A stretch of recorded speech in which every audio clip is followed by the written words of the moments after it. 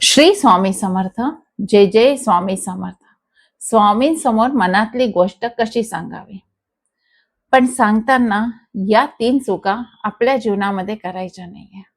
मित्रांनो, आपलं आयुष्य कसं आहे ना, आपण एक फ्लो मध्ये चालतो. म्हणजे जसं या किनाऱ्याहून त्या किनाऱ्यावर पोहोचायचंय, पहिला पाय आपण नदीमध्ये टाकला तर काय होतं, त्या पाण्याच्या धाऱ्यावर आपण वाहत जातो. अशा वेळेस कधी समतल येतं, कधी गड्डा येतो आणि कधी इतका मोठा गड्डा येऊन जातो की परत ते गड्ड्यामधून बाहेर निघायला आपण एक चांगल्या फ्लोचा इंतजार करतो, वेळ पाहतो आणि तो फ्लो आला की आपल्याला परत बाहेर काढून देतो. हेच आपलं जीवन आहे. समतल आलं म्हणजे आनंद, गड्डा आला, मोठा गड्डा आला, त्यातून बाहेर निघायला आपल्याला प्रयत्न करावे लागतात. तर सगळ्यांचं आयुष्य कधी ना कधी अशा वळणावर येतो जिथे आपलं मन खूप जास्त अस्वस्थ होऊन जातं.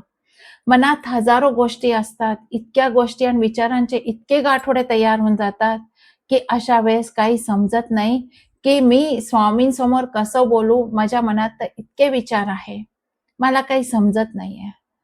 आणि खूप जास्त तेव्हा काय होऊन जातं, आपण अस्वस्थ होऊन जातो. मनात हे येतं की स्वामींना मी अडचण कशी सांगू, मी हाक मारीन तर काय स्वामींपर्यंत पोहोचेल का. तर असे मनातले कितीक प्रश्न आहे. होऊ शकतं की या प्रश्नांवर स्वामींनी हा व्हिडिओ तुमच्यासाठीच बनवायला सांगितला असेल.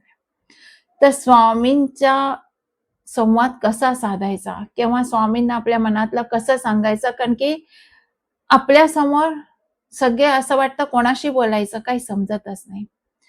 तर या मनातल्या गोपीत किंवा दुःख त्यांच्या समोर कसं मांडावं आज आपण पाहणार आहोत. पहिले तर हे की स्वामी कोण आहेत. स्वामी कोण आहेत? स्वामी कोणी परके नाही आहे. त्यांच्या समोर भीती वाटायला प्रश्नच नाही उठत, कारण की स्वामींना आपण आपलं मानलेलं आहे. आणि खूप कठीण वाटत असेल की संस्कृत श्लोक कसा बोलायचा, तर स्वामी हे आपले वडील आहे. आणि एक बाळ आपल्या स्वामींशी बोलताना कधी शब्दाची किंवा भाषेची विचार करायची आवश्यकताच नाहीये. जेव्हा तुम्ही स्वामींसमोर बसाल तर एक गोष्ट लक्षात ठेवा, त्यांना तुमच्या पाठांतर केलेल्या स्तोत्रापेक्षा तुमच्या डोळ्यातील अश्रू आणि मनातील भावाशी जास्त देणं घेणं आहे. त्यामुळे स्वामींसमोर बोलताना कोणतीही भाषाचा विचार करू नका. तुम्ही जसे आहात तसेच त्यांच्या समोर जा. हे स्वामी, माझी प्रार्थना ऐका. मला तुमची खूप गरज आहे. ते मोजून 108 वेळा हाक मारते का, ते मनाच्या आतून पूर्ण विश्वासाने आणि आर्ततेने एकाच वेळी. आई,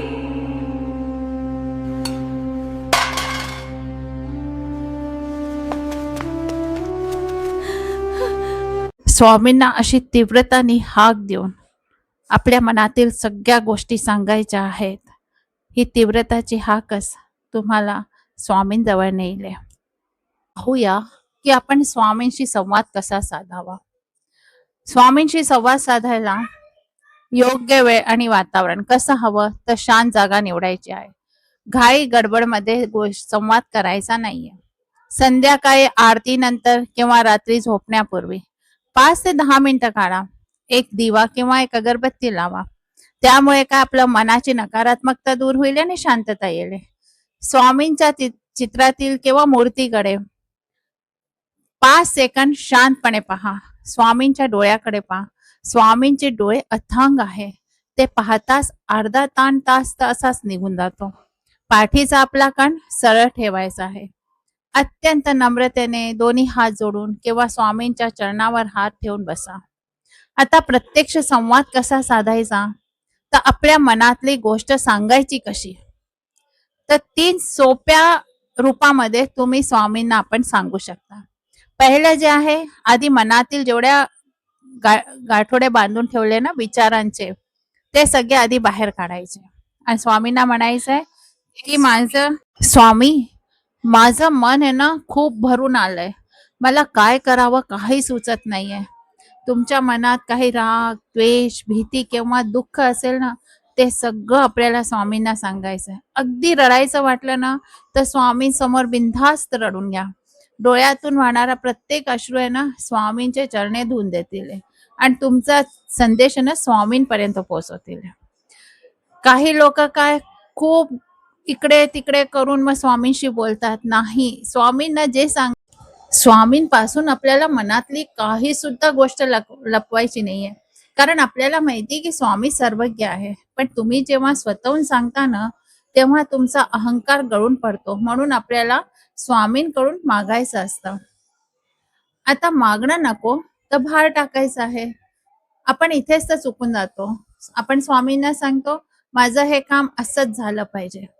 त्याऐवजी स्वामींना आपल्या म्हणायचं आहे की स्वामी माझी ही परिस्थिती आहे. मी सगळे प्रयत्न केले आहेत. आता या पुढचा भार मी तुमच्या चरणी ठेवतोय. माझ्यासाठी जे योग्य असेल तेच तुम्ही करा. कारण मला फक्त माझा आज दिसतोय. पण स्वामी तुम्हाला तर माझं भविष्य दिसून राहिलंय. तुम्हाला सगळं काही माहित आहे. म्हणून हे सगळं काही तुमच्या चरणी मी समर्पित करून राहिलोय. आता स्वामींसमोर बोलताना या चुका आपल्याला टाळायच्या आहे. स्वामींसमोर मनातील गोष्ट सांगताना या 3 चुका आपल्याला कधीच करायच्या नाही. पहिली गोष्ट, स्वामींना ब्लॅकमेल नका करू. स्वामी माझं हे काम झालं नाही तर मी पूजा करणं सोडून देईन असे बोलणे म्हणून भक्तीचा सौदा करणे असतात.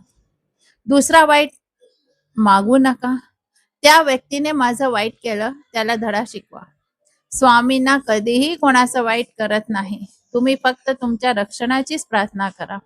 तिसरी गोष्ट आहे, अविश्वास ठेवू नका. बोलून झाल्यावर म्हणायचं बघू आता स्वामी ऐकतात का, असा संशय मनात ठेवू नका. कारण की अशक्यही शक्य करतील स्वामी. आपल्याला तारक मंत्र माहित आहे. त्यावर ठाम विश्वास ठेवावा.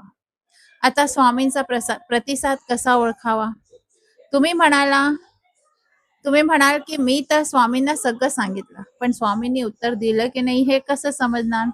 तर स्वामींसमोर मनातली सगळी गोष्ट सांगून उठता आणि अचानक तुमच्या मनातील भीती जर कमी होऊन गेली, अचानक तुमचं मन बिलकुल शांत होऊन गेलं, आनंदी होऊन गेलं, तर समजून जा की स्वामींनी तुमची हाक ऐकली आहे.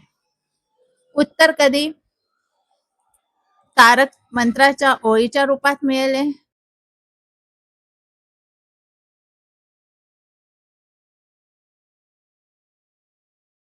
कधी मित्र रूपात स्वामी येऊन तुम्हाला काही सल्ला देऊन जातील, किंवा योग्य वेळ आलीवर स्वामी तुमची परिस्थिती बदलून देतील.